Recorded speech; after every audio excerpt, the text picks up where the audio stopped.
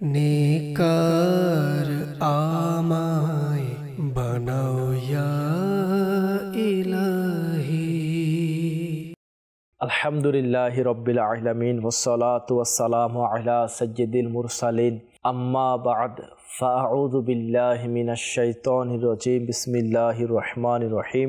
আসসালাতু ওয়াসসালামু আলাইকা ইয়া রাসূলুল্লাহ ওয়া আলা আলিকা ওয়া আসহাবিকা ইয়া হাবিবাল্লাহ।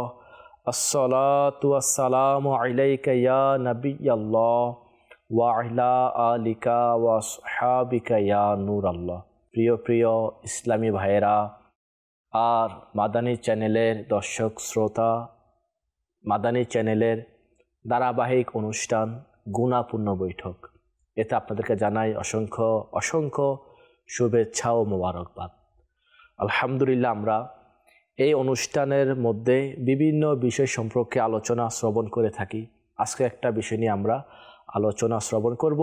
আসুন এর পূর্বে আমরা আল্লাহ পাকের প্রিয় নবী সাল্লাল্লাহু আলাইহি ওয়াসাল্লামের উপর দুরূদ শরীফ পাঠ করার ফজিলত সম্পর্কে শ্রবণ করি। প্রিয় নবী রাসূল আরবি সাল্লাল্লাহু আলাইহি ওয়াসাল্লাম ইরশাদ করেন, যার এটা পছন্দ যে আল্লাহ তাআলার দরবারে উপস্থিত হওয়ার সময় আল্লাহ তাআলা তার উপর সন্তুষ্ট থাক, তবে তার উচিত আমার প্রতি অধিক হারে দুরূদ শরীফ পাঠ করা।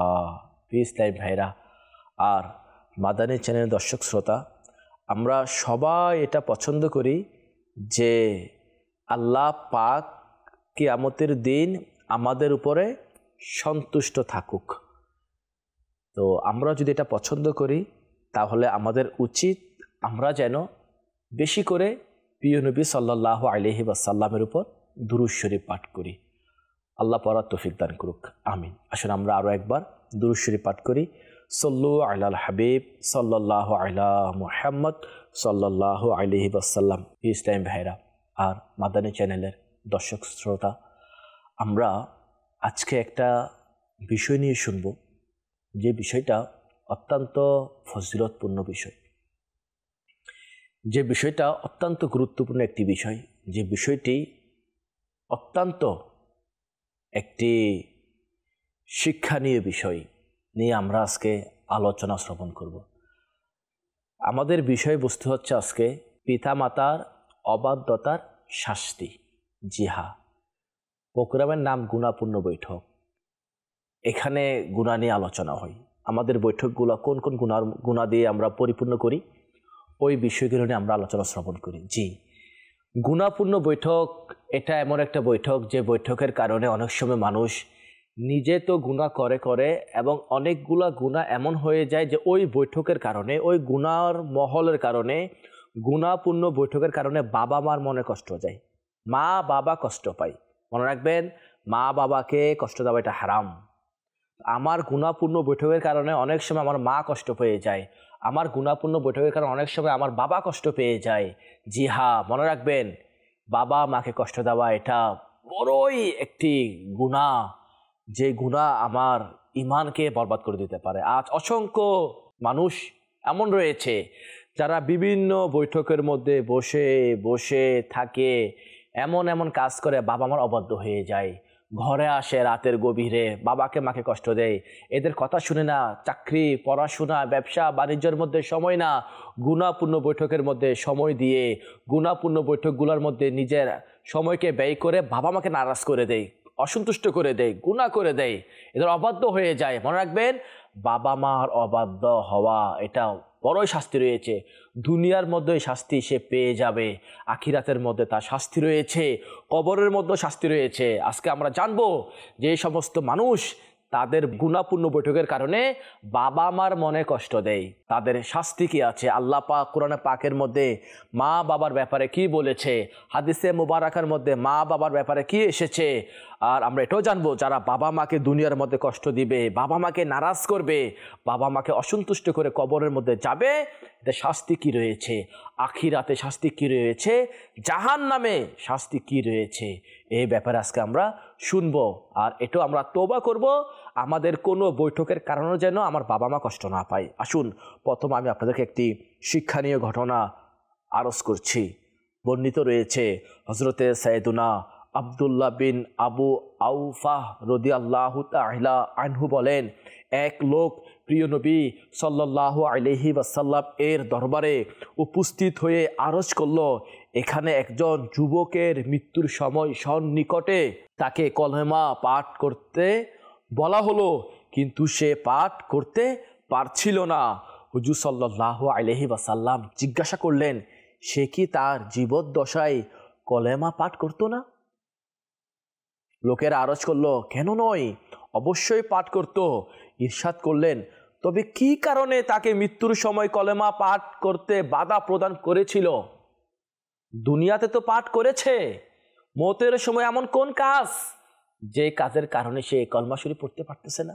অতঃপর হুজুর সাল্লাল্লাহু আলাইহি ওয়াসাল্লাম সেই যুবকের পাশে তাশরিফ নিয়ে গেলেন এবং ইরশাদ করলেন, যুবক, লা ইলাহা ইল্লাল্লাহ বলো।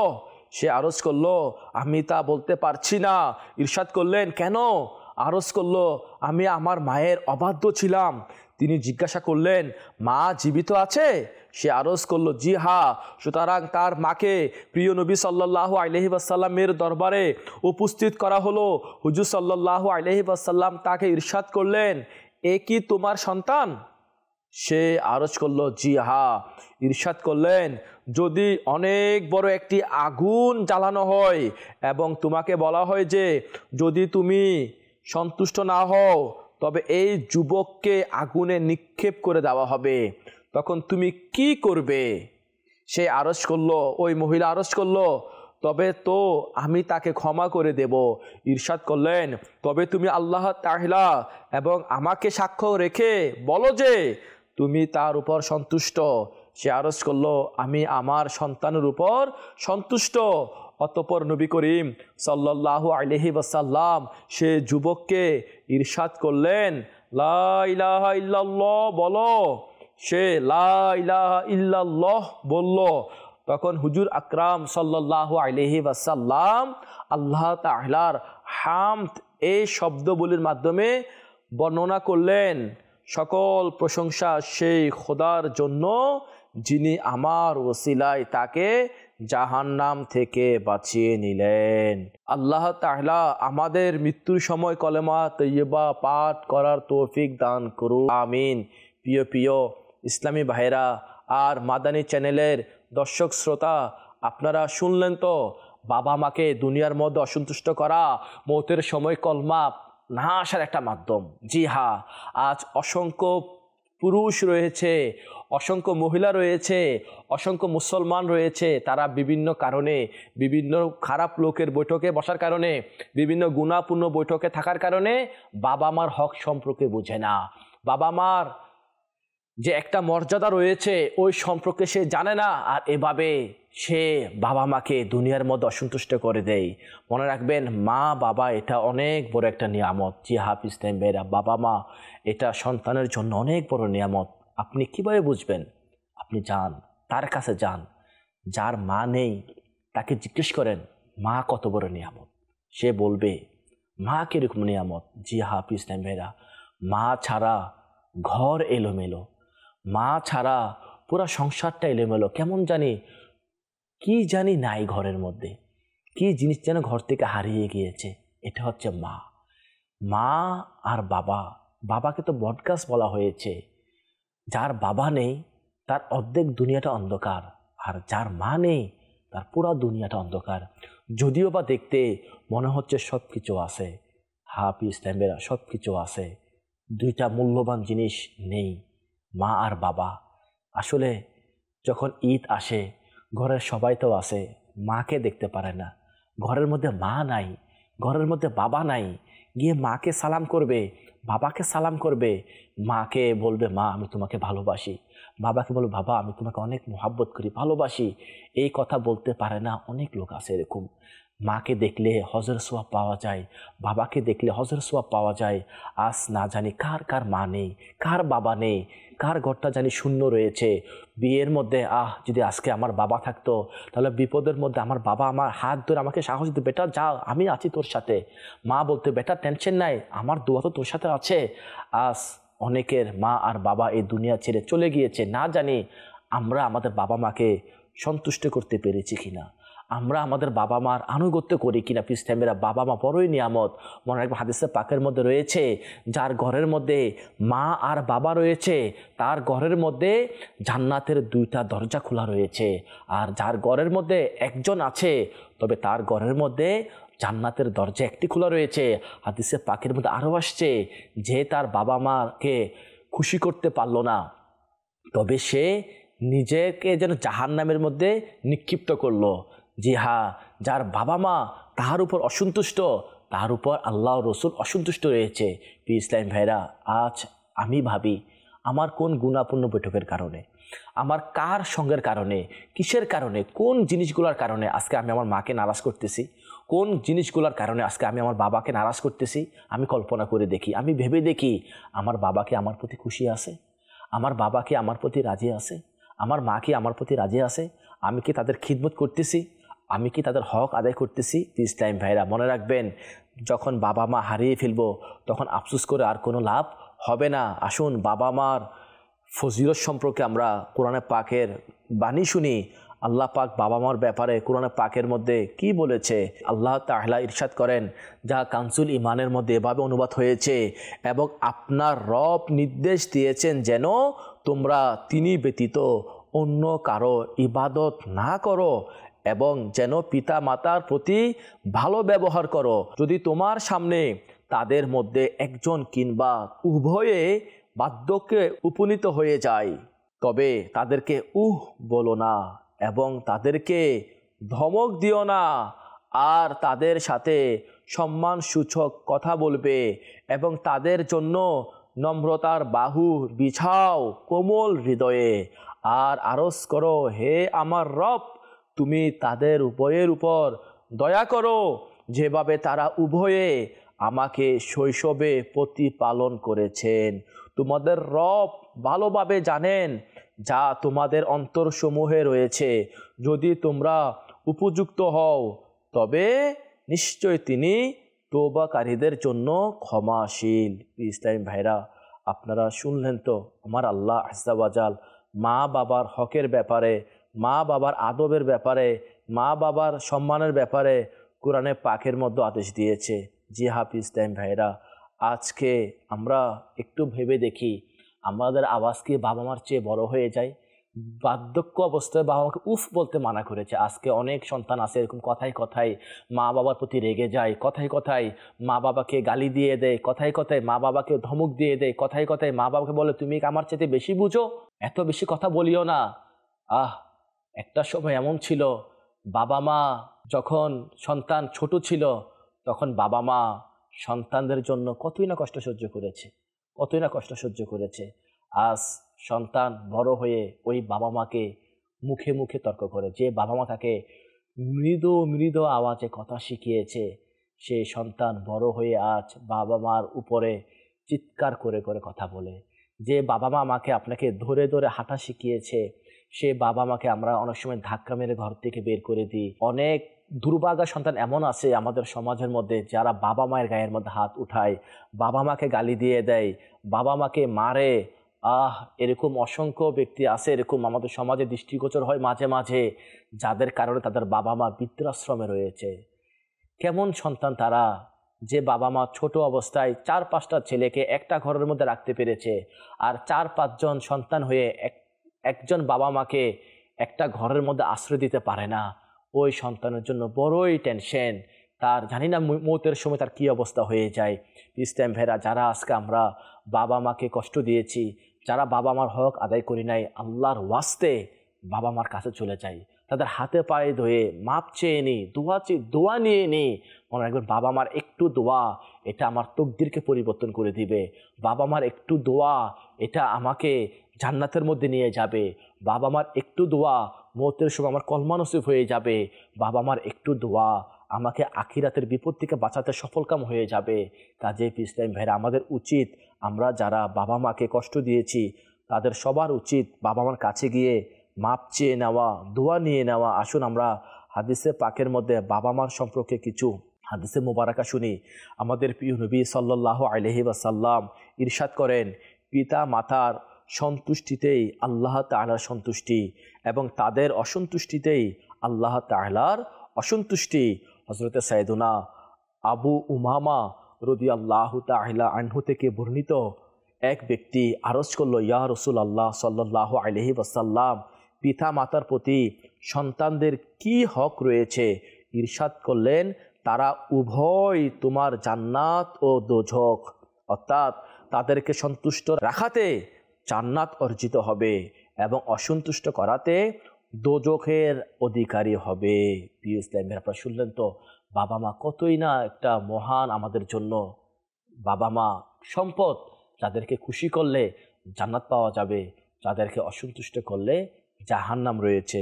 আসুন আমরা আরও শুনি হযরতে সাইয়েদুনা জাহিমা রাদিয়াল্লাহু তাআলা আনহু নবী করিম সাল্লাল্লাহু আলাইহি ওয়াসাল্লাম এর সম্মানিত দরবারে উপস্থিত হয়ে আরজ করলেন, ইয়া রাসূলুল্লাহ সাল্লাল্লাহু আলাইহি ওয়াসাল্লাম, আমি আল্লাহ তাআলার পথে যুদ্ধ করতে চাই এবং আপনার দরবারে পরামর্শ করার জন্য উপস্থিত হয়েছি।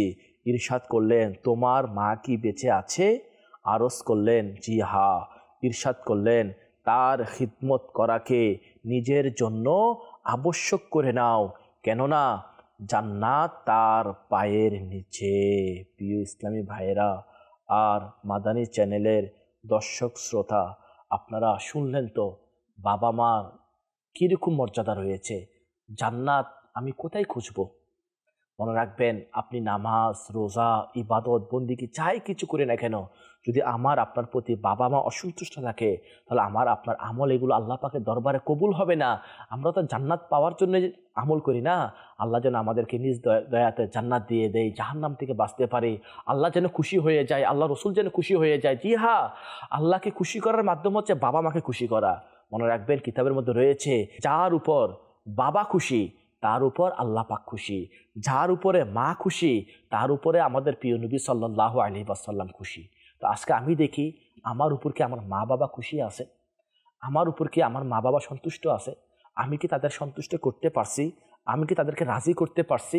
না পিস্তাইম ভাইরা, অসংখ্য মানুষ ভুলের কারণে, ভুলবশত অজ্ঞতার কারণে বাবা মার সাথে বেয়াদবি করে, বাবা মার হক নষ্ট করে, বাবা মার সাথে গুস্তাখি করে, বাবা মাকে কষ্ট দিয়ে নিজের স্থানকে জাহান্নামের দিকে নিয়ে যায়। পিস্তাইম ভাইয়েরা আর মাদানী চ্যানেল দর্শক শ্রোতা, আমাদের সকলের উচিত আমরা যেন আমাদের বাবা মাকে সন্তুষ্ট করি, আমরাও যেন আমাদের বাবা মার এর সম্মান করি। আসুন, বাবা মার মর্যাদা সম্পর্কে, এদের কতটুকু মর্যাদা আল্লাহ ও রসুলের দরবারে রয়েছে, এই ব্যাপারে আমি আপনাদেরকে একটি হাদিসে পাক শোনাচ্ছি। যেমন বর্ণিত রয়েছে, একজন সাহাবী রাদিয়াল্লাহু তাআলা আনহু প্রিয় নবী সাল্লাল্লাহু আলাইহি ওয়াসাল্লাম এর দরবারে আরজ করলেন, একটি রাস্তায় এমন গরম পাথর ছিল যে যদি মাংসের টুকরো তাতে রেখে দেওয়া হতো তবে কাবাব হয়ে যেত। আমি আমার মাকে কাঁধে উঠিয়ে 6 মাইল পর্যন্ত নিয়ে গেছি। আমি কি মায়ের হক থেকে পরিত্রাণ পেয়ে গেছি? হুজুর সাল্লাল্লাহু আলাইহি ওয়াসাল্লাম ইরশাদ করলেন, তোমার জন্ম হওয়ার সময় ব্যথার যে পরিমাণ ঝটকা সে সহ্য করেছে, সম্ভবত তা থেকে একটি ঝটকার বিনিময় হতে পারে। ইসলাম ভাইরা, আপনারা শুনলেন তো, বাবা মার হক এটা কখনো আদায় করা যাবে না। বাবা মা এটা এমন এক দামি জিনিস, 6 মাইল হেঁটেছে ওই রাস্তা দিয়ে, যেখানের মধ্যে যদি কোনো গোস্তের টুকরা রাখা হতো কাবাব হয়ে যেত। ওদিক দিয়ে 6 মাইল হেঁটেছে, এরপরে বলা হচ্ছে হক আদায় হয় নাই। জি পিছতে মা মাই হয়ে থাকে, বাবা বাবাই হয়ে থাকে। এরা সর্বদা সন্তানের জন্য কোমল হয়ে থাকে, বিনয় হয়ে থাকে, নরম হয়ে থাকে, দয়ালু হয়ে থাকে। কিন্তু সন্তান আজ অসংখ্য কারণে বাবা মাকে কষ্ট দেয়। পিস্তাইম ভাইয়েরা, মনে রাখবেন, বাবা মাকে কষ্টদাতারা কোনোদিন দুনিয়ার মধ্যে শান্তি পাবে না। বাবা মাকে কষ্টদাতারা কোনোদিন তারা দুনিয়ার মধ্যে সফল কাম হতে পারবে না। তাদের দুনিয়া বরবাদ হয়ে যায়, আখিরাতও বরবাদ হয়ে যায়। কিতাবের মধ্যে রয়েছে, আল্লাহ পাক যদি ইচ্ছা করে সকল গুনাহের শাস্তি কিয়ামতের ময়দানে দিবে, কিন্তু বাবা মার সাথে বেয়াদবি করা, এদেরকে কষ্ট দেওয়ার শাস্তি মানুষ দুনিয়ার মধ্যে পাবে, এরপর আখিরাতও সে পাবে। সে দুনিয়ার মধ্যে কষ্ট দেখবে, বাবা মাকে যেভাবে কষ্ট দিয়েছে সেগুলো দুনিয়াতে দেখবে, এরপরে বাকিটা তো আখিরাতের মধ্যে রয়েছে। ইসলাম ভাইরা, আমাদের সর্বদা আল্লাহ পাকের দরবারে তওবা করা উচিত যেন আমরা বাবা মাকে কষ্ট না দিই। বিশ্বাস করুন ইসলাম ভাইরা, আমরা বাবা মাকে কষ্ট দিয়ে, বাবা মাকে নারাজ করে কোনো দিন জান্নাত পেতে পারি না। যারা বাবা মাকে কষ্ট দিবে এদের ব্যাপারে তো অসংখ্য শাস্তি কিতাবের মধ্যে রয়েছে। আসুন আমরা শুনি আর তওবা করি যে আমরা যেন কোনো বৈঠকের কারণে, কোনো জিনিসের কারণে বাবা মাকে কষ্ট না দিই। বাবা মার হক যেন আমরা নষ্ট না করি, বাবা মাকে সম্মান করে। আজ অসংখ্য সন্তানও আছে এরকম বিবাহর পরে বাবা মারকে কষ্ট দেয়। আজ অসংখ্য মানুষ এমন আছে বিভিন্ন বন্ধুর কারণে, বিভিন্ন মহলের কারণে, বিভিন্ন জায়গায় যাওয়ার কারণে, বিভিন্ন বৈঠক, গুনাহের বৈঠকে বসার কারণে বাবা মার হক বুঝতে পারে না আর বাবা মাকে কষ্ট দেয়, বাবা মাকে লাঞ্ছিত করে, অপমান করে। মনে রাখবেন, যারা দুনিয়ার মধ্যে বাবা মাকে কষ্ট দিবে, নারাজ করবে, বাবা মাকে অসন্তুষ্ট করবে, এদের অসংখ্য শাস্তি কিতাবের মধ্যে উল্লেখ হয়েছে। আসুন আমরা শুনি আর শিক্ষা হাসিল করি। হযরতে সাইয়েদুনা ইমাম আহমদ ইবনে হাজার মাক্কি শাফিঈ রহমতুল্লাহি তাআলা আলাইহি বর্ণনা করেন, রসুলে মকবুল মা আমেনার বাগানের সুবাসিত ফুল রসুলে মকবুল সাল্লাল্লাহু আলাইহি ওয়াসাল্লামের উপদেশমূলক ফরমান হচ্ছে, মিরাজ রাতে আমি কিছু লোককে দেখলাম যারা আগুনের ঢালে ঝুলন্ত অবস্থায় ছিল। আমি জিজ্ঞাসা করলাম, হে জিব্রাইল, এসব লোক কারা? আরজ করলেন, এসব লোক তারা যারা দুনিয়াতে আপন মাতা পিতাকে গালি গালাজ করেছিল। ইসলাম ভাইরা, আপনারা শুনলেন তো, যারা দুনিয়ার মধ্যে আপন বাবা মাকে গালিগালাজ করবে এদের শাস্তি কি রয়েছে? ঢালের মতন ঝুলে আছে জাহান্নামের মধ্যে। জি, আজ আফসোস হলো সত্য, অসংখ্য মানুষ এমন আছে যারা তার বাবা মাকে গালিগালাজ করে, কথায় কথায় গালি দিয়ে দেয়, ক্ষমতা দেখায়, অনেক তো হাত তুলে দেয়। কি হাত এটা? যে হাত মায়ের গায়ে উঠে, যে হাত বাবার গায়ের মধ্যে উঠে, যে বাবা মা আপনাকে এই হাত ধরে হাঁটা শিখিয়েছে, যত্ন করে করে হাতকে শক্তিশালী বানিয়েছে, আর আপনার সে হাত মা বাবার গায়ে উঠে, আপনি কিরকম সন্তান? ইসলামী ভাইরা, মনে রাখবেন, ভুলে যাবেন না, আমার এই হাত একটা সময় শক্তি ছিল না, আমার এই হাত এক সময় ঠিক ছিল না, আমার পা একসময় হাঁটতে পারতো না, আমার মা বাবা আমাকে এই হাত অঙ্গ প্রত্যঙ্গগুলো ঠিক রেখেছিল, যত্ন করেছিল, সেবা করেছিল। আজকে আমি বড় হয়ে, শক্তিশালী হয়ে, খারাপ সঙ্গের কারণে, খারাপ বৈঠকের কারণে, খারাপ সহবতের কারণে আমি আজ আমার বাবা মাকে কষ্ট দিয়ে থাকি। শুনুন, যারা বাবা মাকে কষ্ট দিবে এদের ব্যাপারে কি রয়েছে? বর্ণিত আছে, যে ব্যক্তি আপন মাতা পিতাকে গালি দেয় তার কবরে আগুনের এত বেশি স্ফুলিঙ্গ বর্ষণ হবে যেভাবে বৃষ্টির ফোঁটা আকাশ থেকে জমিনে পতিত হয়। আল্লাহু আকবার। শুনুন শুনুন, বর্ণিত আছে, যখন মাতা পিতার অবাধ্য সন্তানকে দাফন করা হয় তখন কবর তাকে এমনভাবে চাপ দেয় যে তার পাঁজরদ্বয় চূর্ণ বিচীর্ণ হয়ে একটি অপরটির ভিতরে ঢুকে যায়। প্লিজ টাইম ভাই, আপনারা শুনলেন তো, বাবা মাকে নারাজ করে কবরে যাওয়াটা কি শাস্তি। এক পাশের হাড় আরেক পাশে চলে যাবে, এক পাশের হাড় আরেক পাশে প্রবেশ করবে। কে এই আযাব সহ্য করতে পারবে? আপনি বলুন। আমরা তো মারা যাব না, মরে তো যাব, বাবা মাকে নারাজ করে না মরি। প্লিজ টাইম ভাইরা, আমল থাক বা না থাক, বেশি ইবাদত নাই, বেশি নফল ইবাদত নাই, বাবা মার খিদমত করি, বাবা মার ইজ্জত করি, এদের সম্মান করি, এদেরকে রাজি করি। ইনশাআল্লাহ অল্প যদি আমার আমল হয় না, এর পাশাপাশি যদি আমি বাবা মাকে খুশি করতে পারি, বাবা মার দোয়া আমার তরি পার হয়ে যাবে, বাবা মার খুশিতে আল্লাহ খুশি হয়ে যাবে, বাবা মার সন্তুষ্টিতে আল্লাহ পাক সন্তুষ্ট হয়ে যাবে। শুনুন, বাবা মাকে অসন্তুষ্ট করার কি শাস্তি রয়েছে। হযরতে সাইয়েদুনা আব্দুল্লাহ ইবনে ওমর রাদিয়াল্লাহু তাআলা আনহুমা থেকে বর্ণিত, মদিনার তাজেদার, উভয় জগতের সরদার সাল্লাল্লাহু আলাইহি ওয়াসাল্লাম এর উপদেশমূলক ইরশাদ হচ্ছে, 3 ধরনের লোক জান্নাতে প্রবেশ করবে না। 1, মাতা পিতাকে কষ্ট প্রদানকারী। 2, দায়ুস। 3, পুরুষের ভেষ বসনধারিণী মহিলা। আল্লাহু আকবার। প্লিজ টাইম মেয়েরা, যারা বাবা মাকে নারাজ করবে, অসন্তুষ্ট করবে, তারা জান্নাতের মধ্যেও প্রবেশ করতে পারবে না। আজকে আমি ভাবি তো, আমার উপর কি আমার বাবা রাজি আছে? আমার মা কি রাজি আছে? আমি কি এদেরকে খুশি করতে পেরেছি নাকি আমি এদেরকে নারাজ করেছি? যদি আমি এদেরকে নারাজ করে থাকি তাহলে আমার উচিত আমি যেন এদেরকে খুশি করার চেষ্টা করি। আমার উচিত আমি যেন বাবা মাকে সন্তুষ্ট করি, তাদেরকে রাজি করি। মনে রাখবেন, বাবা মা হচ্ছে এমন একটা জিনিস, যারা যদি আমি নফল নামাজ পড়তেছি, যদি বাবা মা আমাকে ডাক দেয় তখন নামাজ ভেঙে দিয়ে তাদের ডাকে সাড়া দেওয়ার জন্য বলেছে। সন্তান যদি দেশের বাহিরে থাকে, বাবা মা যদি তাকে খিদমতের জন্য ডাকে, তাকে চলে আসতে হবে খিদমতের জন্য। হাদিসে পাকের মধ্যে রয়েছে মায়ের পায়ের নিচে জান্নাত, এবং যে ব্যক্তি মায়ের পায়ের মধ্যে চুম্বন করেছে সে যেন জান্নাতের চৌখাটের মধ্যে চুমু দিয়েছে। পিস টাইম ভাইরা, দুনিয়ার এমন কোথায় আছে যেখানে আর কি কোন জিনিস আছে যেখানে দেখলে হজর সোয়াব পাওয়া যায়? শুধুমাত্র মা বাবাকে যারা মোহাব্বতের নজরে দেখবে, আল্লাহ পাক তাদেরকে মকবুল হজর সোয়াব দান করবে। সাহাবায়ে কেরাম আরজ করলেন, ইয়া রাসূলুল্লাহ, যদি 100 বার দেখে? রাসূল পাক সাল্লাল্লাহু আলাইহি ওয়াসাল্লাম ইরশাদ করলেন, যদি 100 বারও দেখে আল্লাহ পাক 100টি হজের সওয়াব দান করবে। আপনারা সবাই অবগত রয়েছেন, বাইজিদ বুস্তামি রহমতুল্লাহ আলাইহি আল্লাহ পাকের প্রিয় হওয়ার এইটাও একটা মাধ্যম ছিল মায়ের দোয়া। মায়ের দোয়াতে বাইজিদ বুস্তামি রহমতুল্লাহ আলাইহি আরেফিনদের সর্দার হয়ে গিয়েছে। পিস টাইম ভাইরা, আমাদের উচিত আমরাও যেন আমাদের বাবা মাকে রাজি করি। এখন তো কথা হচ্ছে এটা, যাদের বাবা মা নাই, কবরে চলে গেছে, আমি কিভাবে বাবা মাকে রাজি করব? তার কি করা উচিত শুনুন।